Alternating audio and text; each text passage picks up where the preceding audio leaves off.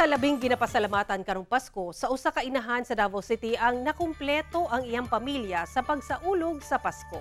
Kinitaliwala sa makuyaw nga kasinatian nga hapit siya mawad-an og anak. Atong sayron sa Christmas Special Report ni John D. Esteban.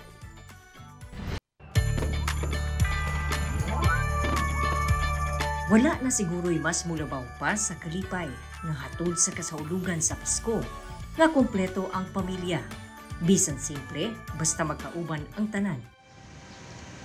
Kini ang kanunayng ampo ni Jessa.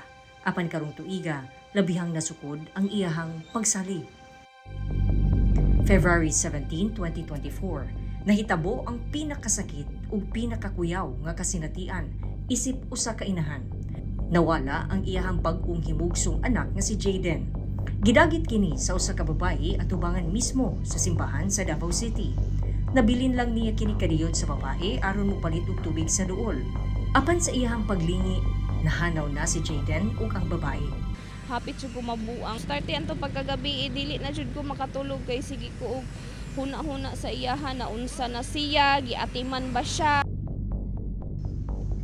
Miabot og tulo ka adlaw una kini nakita sa magtutudlong si Ira ug sa iyahang uyab sa usa ka stall sa palengke sa Bangkeruhan. Samtang namalit sila og gulay at og tungura. Dali nila kining gi-turn over sa pulis. February 21, nabalik ang bata.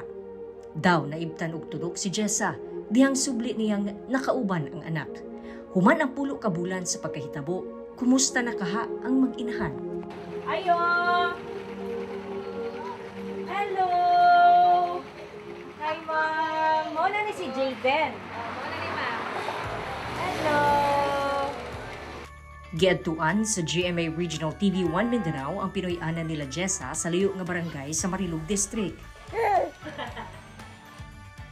Mauna ni ang 10-month-old nga si Jaden.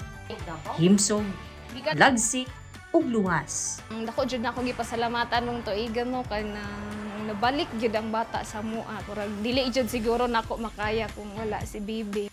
Taliwala sa grabing pagsulay, labihan gihapon ang iyang pasalamat karong Pasko, labi na sa tanang mitabang aron mabalik ang anak. Mas nilig-on ang iyahang pagtuo sa Ginoo. Maayo jud ang Ginoo sa mua kay gihatag ra to niya nga pagsulay sa mua. Gitistingan ra siguro ko niyang kung unsa ko ka strong sa iya sa ko ang pagtuo sa iyaha. Grabe jud ang power of prayer gyud nga gihatag gyud siya sa mua og balik. Mas nagmabinantayon si Jessa ug mas nagmapinanggaon sa iyahang tulo ka anak. Malubat-lubatan ako sa akong mga anak ko pero mintinang jud na ko na sila pasulod diri sa balay. Bisan mula mi, ako jud silang uban nun. Balag magpanon mi tulo mi kabuok.